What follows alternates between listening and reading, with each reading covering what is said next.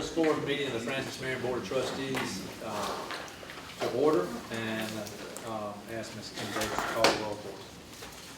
Mr. Bryson? Here. Dr. Blunt? Here. Mr. Coleman? Here. Dr. Dozier? Here. Mr. Duncan? Here. Mr. Elmore?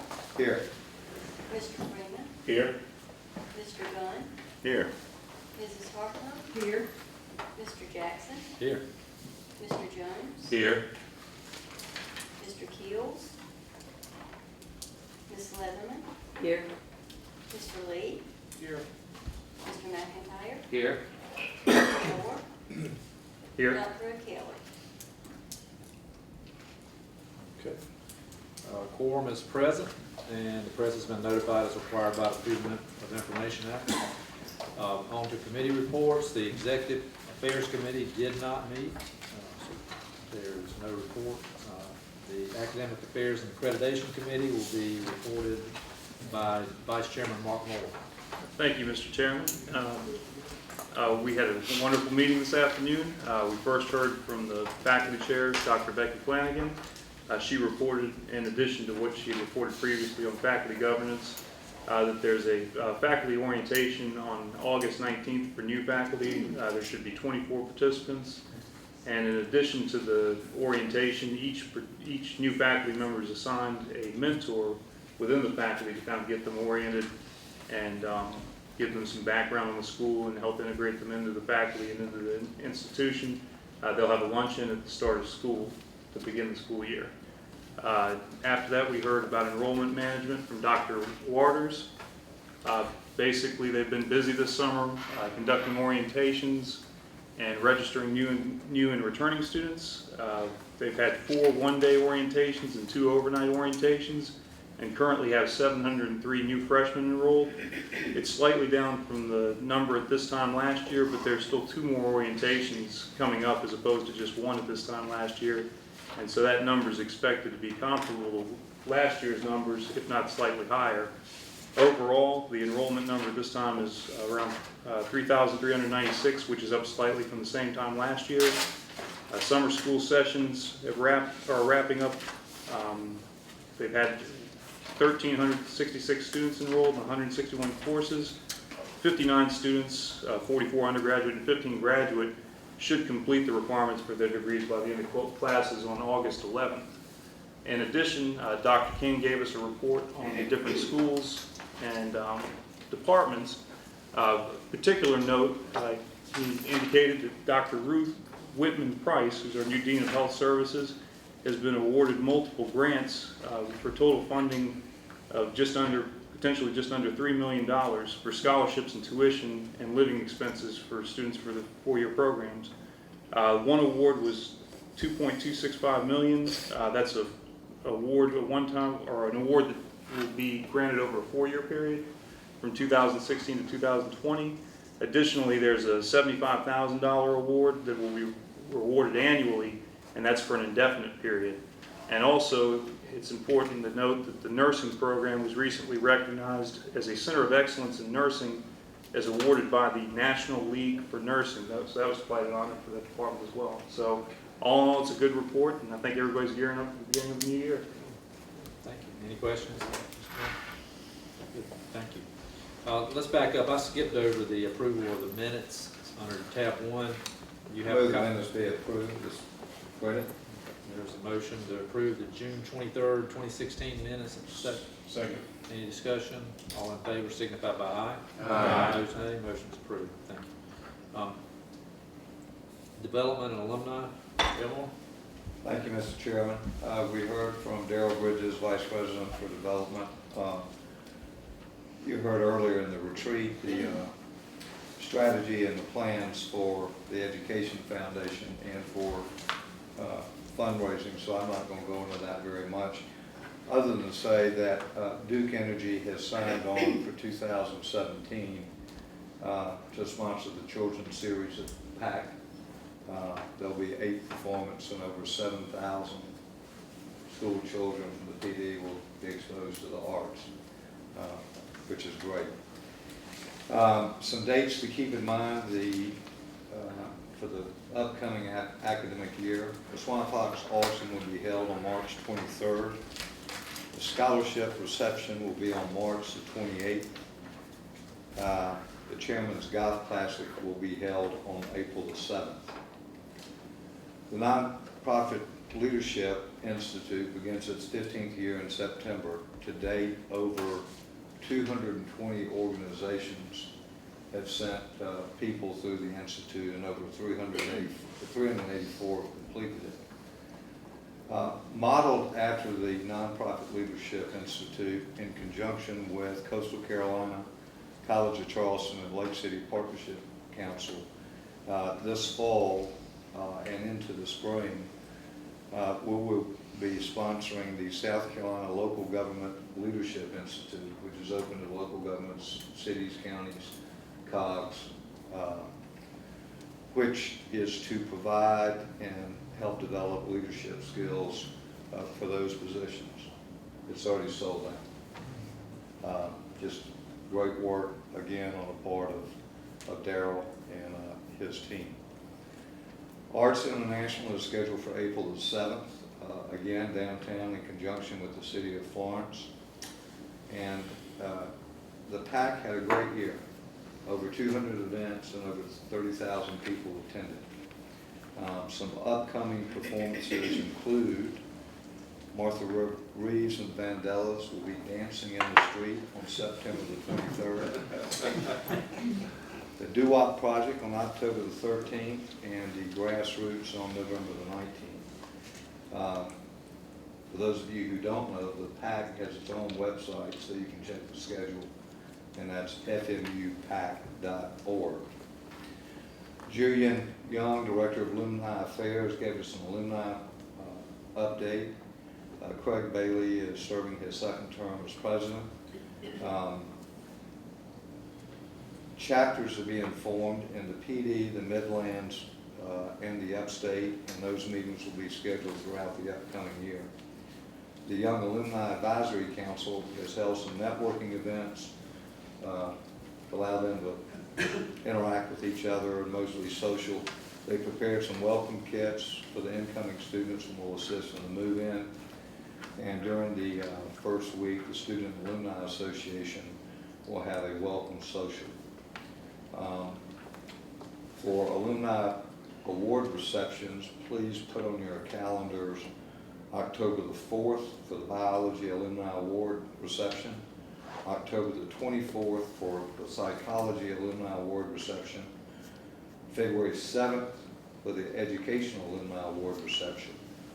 The Business Alumni Leadership Award breakfast will be on February the 10th at the PAC, and homecoming will be on Saturday, February the 11th. The Alumni Awards banquet or event will be held on March the 2nd, which will correspond with our March Board of Trustees meeting. So please plan to stay and attend that. That concludes my report. If you have any questions. Any questions? Good, thank you. We'll move on to Financial Affairs and Facilities. Mr. Stephen Jones. Thank you, Mr. Chairman. Good afternoon, everyone. The Financial Affairs and Facilities Committee met this afternoon. We had the privilege of welcoming a new committee member, Carol Leatherman, a new trustee, so we're excited to have her serve and look forward to serving with her. We were joined by Jay Kispert, who led us through our budget summary. As you'll note, we basically just wrapped up the 2015-2016 year, only a couple of weeks into the new budget year, and have financial information through July the 18th. So this will be a very brief report, but I'll give you a few comments. Summer 2 on the revenue side, Summer 2 revenues of the reporting date showed strong enrollment and budget expectations being exceeded by $170,000. The excess was attributable to a strong enrollment of undergraduates and nursing graduate program courses. Fall revenues are starting to be received and will continue to increase well into the start of the fall semester. These revenue totals should be finalized by the next board meeting, so we'll have a much more detailed accounting for you at our next board meeting. While appropriations were not received as the date of this report, we've since received the majority of our appropriations, within the exception of the pay plan reimbursement, health insurance allocation, and retirement allocations, which will likely be received in the next 2 months. As it relates to headcount, our headcount stands at 493 with FTEs at 439. The change in headcount is 6 and FTE is 570. Financial aid estimated for the 2016-2017 year is expected at a total of $52,546,000 for the fiscal year. Total financial aid received last year was $52,195,000, so those numbers continue to be very close. And as we always like to point out, 87% of our students receive some form of financial aid. That's kind of the comments around the budget process. August 4th is a day that we've kind of been centering on as it relates to facilities and the completion of the health sciences facility. I thought today was a very special time to be able to recognize Dr. Carter, Hay Porter, and Sompong Crockett, and we obviously are excited by that. I want to also extend my thanks to Jay Kisper for his sort of getting this project through to fruition. And we were just kind of talking earlier and how excited we were about the design build process and what a good job we felt like Balfour Beatty's done. So just excited to be sitting in this building today. But that concludes my report. If anybody's got any questions, we'll be happy to answer them. Okay. If not, we'll move on to Student Affairs and Athletics. Jody Price. Thank you, Mr. Chairman. The Student Affairs and Athletics Committee met today. We had a 100% attendance from the committee members. I can tell you the staff of Student Affairs and Athletics has been very busy getting ready for the new school year and wrapping up last year. We received our first report from Teresa Ramey, who's our VP of Student Affairs and Dean of Students, and she informed us that freshman move-in will be Saturday, August the 20th from 8 a.m. to 2 p.m. And all are encouraged to volunteer. And if you'd like to help out, see Teresa, she'll give you more details. But that's always a fun day. The next day, well, actually starting that day through August 25th will be Student Welcome Week. There are numerous activities planned. There will be an international student orientation on Monday, August the 22nd, specifically geared toward our international students. And then Ms. Ramey also informed us that they'll be starting a new initiative this fall, the Dialogues Project, which will have the purpose of starting conversations among students about diversity and inclusion issues that they all face when they come to the university and throughout life. And in planning for that, for phase one of that, roughly 20 of our students will be attending a diversity and inclusion conference at the College of Charleston later this year. Next, we heard from our Student Government Association President, Frederica Presley, who's here. And she has been extremely busy. She has already accomplished several items and has several initiatives underway that will benefit the student body. The SGA office has been renovated and is going to welcome the students back. They have also been very busy working on a catering guide for our students in conjunction with Aramark, which will provide affordable and student-friendly, and by student-friendly, what they like to eat. Catering options for the student organizations on campus, and that'll be available online and through, I believe, a published guide. Really will benefit all the student organizations to have the ability to utilize that in an affordable way. SGA has also been able to work to provide color printing for the various organizations, student organizations on campus, which will be very beneficial as they publish their reports and disseminate their information to the student body.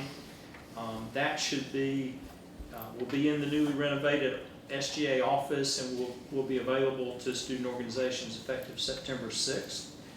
And maybe the most important thing is the Welcome Back Pool Party is scheduled for August 21st, and I'm sure they're looking for a big turnout for that as well. Do they need volunteers for that? I'm not. I defer to Frederica on that.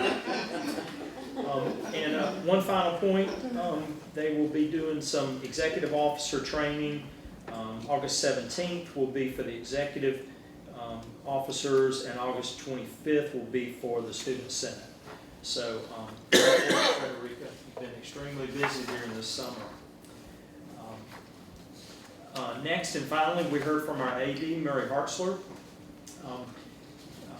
One of the things he did was hand out a copy of this 2016-17 Student Athlete Handbook, and you can see how thick that is. He also held up a stack of forms and paperwork and medical information that our student athletes have to fill out that's also this thick. So a lot of things that they have to complete before they can begin that first practice. And Murray and his staff do a great job of managing the paperwork process for our student athletes so that they are they can spend their time practicing and being good students.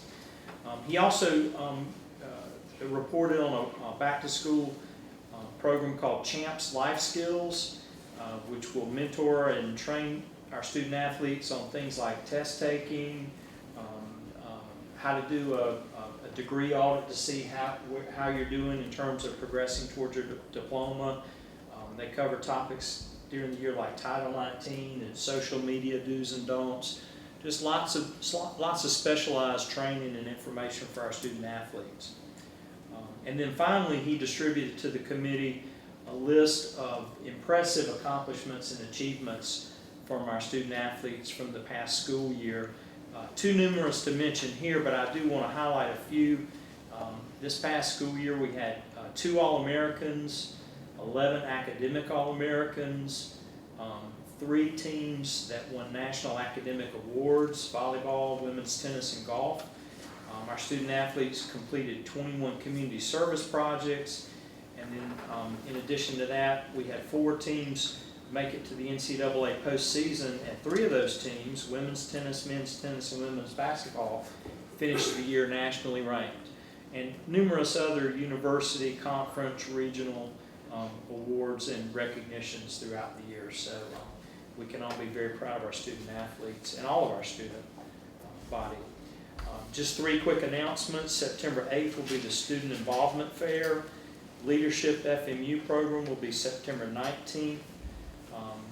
Run September 19th through November 21st, and there'll be a student leadership reception on September 29th. Mr. Chairman, that concludes my report. Any questions?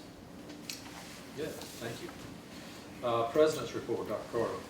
You know, Mr. Chairman, we've been at this for a number of hours now, okay? And I think that we've said almost everything that could possibly be said about the university during the course of the day, except perhaps for just a few things. You know, as we've covered today, we're gearing up for a big year this year. Some new changes. Our CASA program is going to be enormous. It's going to be bold and innovative, and it's going to help an awful lot of kids come to our university that need additional tutoring and academic support and the like. This year we'll bring speech pathology to fruition. We'll get it through the CHE. We've gotten the money from the General Assembly. Now we need to make that program happen. This year we'll do our best to get that doctorate of nursing practice through. Not just, I think the faculty will embrace it, move it through. I know the board will. The tough nut there is likely to be the approval of the General Assembly and changing the law. But with a little help of our legislative friends, I think we'll be successful in that regard as well. This year we'll propose the idea, the faculty will embrace or at least consider the idea of a recreational therapy program. And at the end of the year, as we look towards the accreditation of our industrial engineering program, we'll begin serious work on the development of the mechanical engineering program. I think there are a lot of very, very interesting, innovative challenges for us this year academically. On the facilities side, we'll get to work on that honors center. We'll begin the architectural and engineering work this year with the partial funding we got last year. We'll try to complete the funding on that this year, and we'll begin exploring where the location will be and what the funding sources will be for the next major part of the medical education journey we're on, the therapies building. And frankly, I think this time next year when we meet, we'll have some pretty solid answers, some good responses to your questions. What will it look like and where will it be? Finally, let me just say this. You know, today you've extended an enormous honor to Mayor Porter and Dr. Crockett and me. You know, when you did this, when you pulled out this long resolution from under the table last November, you know, it was a concept, it was an abstraction. And so, you know, I listened to that and I said, man, this is terrific. But today, it's a building. You know, it's not just a building. It's like my son told me 2 nights ago when we drove by, he said, Dad, that's a building that'll be there for decades. I got to tell you, I'm proud of this building. I got to tell you one more thing. I'm proud of this building, whether it has my name on it or not. This is a great building, and it'll be a great place to educate people down the road, particularly physicians, nurse practitioners, physician assistants, clinical psychologists, and speech pathologists. That's the end of my report. Thank you, Mr. Chairman. Thank you, Mr. President. I'm not aware of any unfinished business. I don't believe we have any new business. And I don't believe there's any need for an executive session. So, There is a baseball game tonight. yes, there is at 6:30, and we look forward to seeing you all there. We appreciate everybody being here today. This has been a very, very special day in Francis Marion's history. And, you know, we've got a lot to be proud of, and I'm honored to serve on this board with all of you. Look forward to the next year. If there are no objections, we'll stand adjourned.